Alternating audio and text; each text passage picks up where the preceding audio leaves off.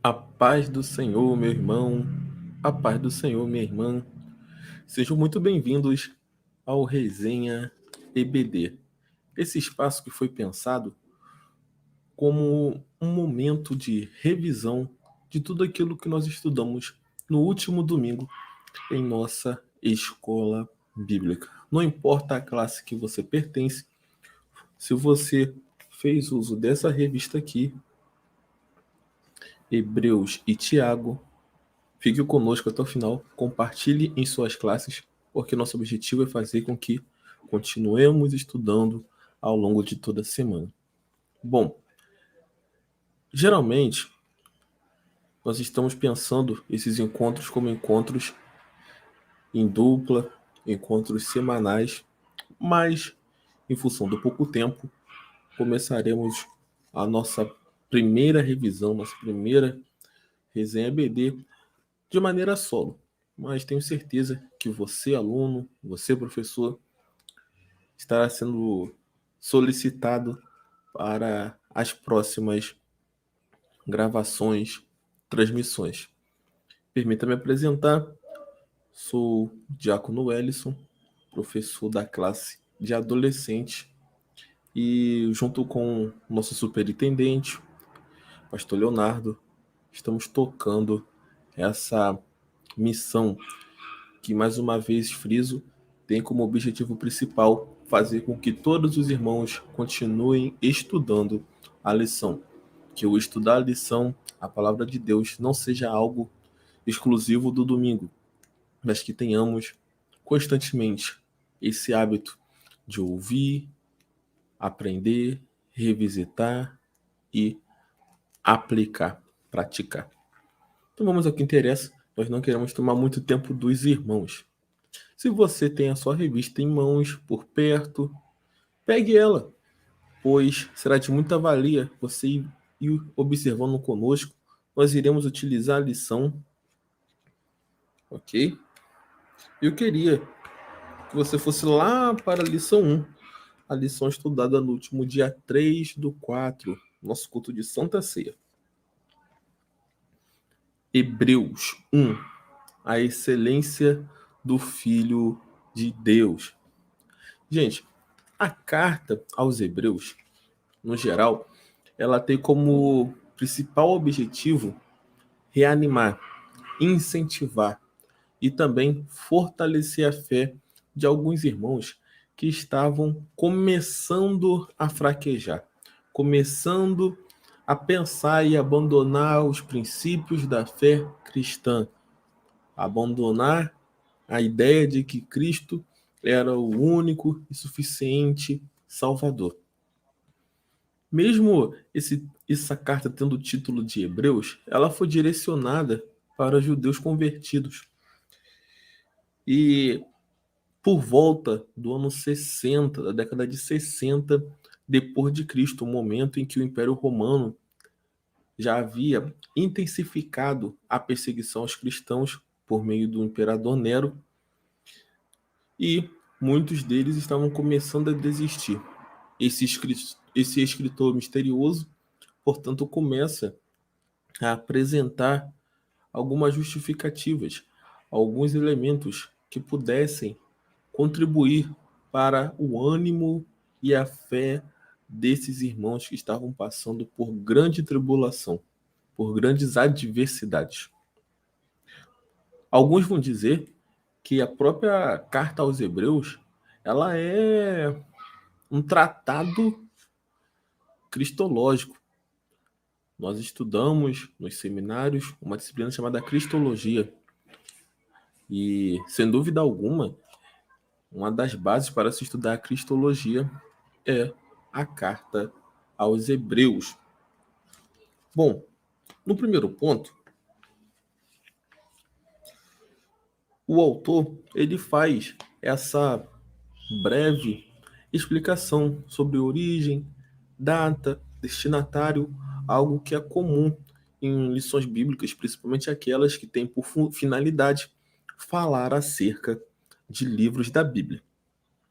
Sobre a autoria da carta aos Hebreus, existe uma grande discussão, uma discussão que, ao nosso ver, não terá fim, principalmente porque a Bíblia não fala quem escreveu. A Bíblia não dizendo, não nos dando pistas suficientes, não permite que nós façamos tais afirmações. No entanto, esse autor e outros comentaristas vão mostrar para a gente que algumas pistas são deixadas no correr do texto. Uma delas é que o autor dessa carta foi um homem. Depois, um profundo conhecedor do Antigo Testamento. A carta aos Hebreus é aquela que possui mais referências ao Antigo Testamento. A pessoa que estava escrevendo a carta aos Hebreus tinha um profundo conhecimento da Septuaginta, do Pentateuco, das tradições religiosas judaicas, ou seja, era uma pessoa instruída. Também existe informações, e elas podem ser percebidas lá em Hebreus 2, versículos 3 e 4, que esse escritor foi alguém alcançado pelos apóstolos. E essas são as coisas que nós podemos afirmar com base na revista e também na própria carta de Hebreus. Não dá para a gente descobrir a autoria. Alguns acham que foi Paulo, outros acham que foi Lucas, outros acham que foi o Apolo, mas nós não temos condições de responder a essa questão de forma definitiva. Irmãos, a nossa função é tentar compreender como que o escritor da carta aos Hebreus está construindo a sua narrativa. Afinal de contas, esse texto é um tratado, é algo que tem como objetivo convencer, como objetivo estimular. Como que ele faz isso? Ele usa de alguns elementos comparativos que nos chamam bastante atenção. Ele vai mostrar, por meio de exemplos do Antigo Testamento, exemplos que esses judeus convertidos conheciam, para afirmar a superioridade de Jesus. Ele tem como principal tese, ao longo de toda essa carta, mostrar que Jesus é superior a tudo e todos, e que o seu sacrifício na cruz nos redime de todo pecado. De todo pecado. Não há pecado que o sangue de Jesus não possa perdoar. E é por essas e outras razões que nós devemos ser gratos, louvarmos, adorarmos o nome do Senhor. Porque o que tinha de ser feito, Ele fez. Por mim, por você, por todos aqueles que forem alcançados pela graça do nosso Senhor Jesus Cristo. Então, a gente vai perceber, e aqui eu já estou no ponto 1, o ponto 1 do tópico 2, intitulado Quem é Jesus, que vai falar para a gente que Jesus é o resplendor da glória. Essa expressão resplendor, evidentemente, está fazendo um link com uma situação bastante conhecida, em que também é registrada no Evangelho de Mateus, capítulo 17, a transfiguração.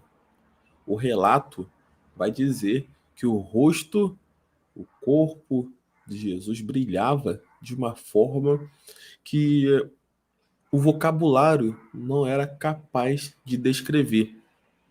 Por isso que a gente percebe que quando o escritor do Evangelho de Mateus está tentando narrar essa história, ele usa alguns elementos comparativos, como a palavra como, semelhante, porque o vocabulário humano não é e também não era à época capaz de descrever tamanha glória, tamanho poder, tamanho brilho, tamanha luz que refletia por meio de Jesus. o resplendor da glória de Deus, que teve o seu ápice na transfiguração. Essa glória foi especialmente manifestada ali. As palavras usadas descrevem que o seu rosto resplandeceu como o sol e suas vestes brilharam como a luz. Então percebemos aí que esses elementos não descrevem totalmente a glória de Deus refletida em Jesus é maior do que nós conseguimos assimilar, é maior do que nós conseguimos entender, é maior do que a nossa mente consegue captar, imaginar. Mas mesmo assim, por meio dessa descrição simplória do Mateus, podemos ter uma ideia do tamanho da glória de Jesus. O ponto 2 vai dizer que Jesus é a exata expressão de Deus. Jesus era Deus, continua sendo Deus. A palavra que é usada no original, inclusive, possui o mesmo radical da palavra caráter. Ou seja, era a mesma personalidade, possuíam as mesmas características. Jesus era a expressão do próprio Deus aqui na Terra. Só Deus para fazer o que Jesus fez. Lembre-se, João 3, Nicodemos vai ter com Jesus à noite, mas ele vai reconhecer que Jesus era Deus. Afinal de contas, só poderia fazer o que Jesus fazia alguém enviado pela parte de Deus. Jesus era o Verbo que se fez carne. O Verbo que se fez carne era Jesus. Continuando,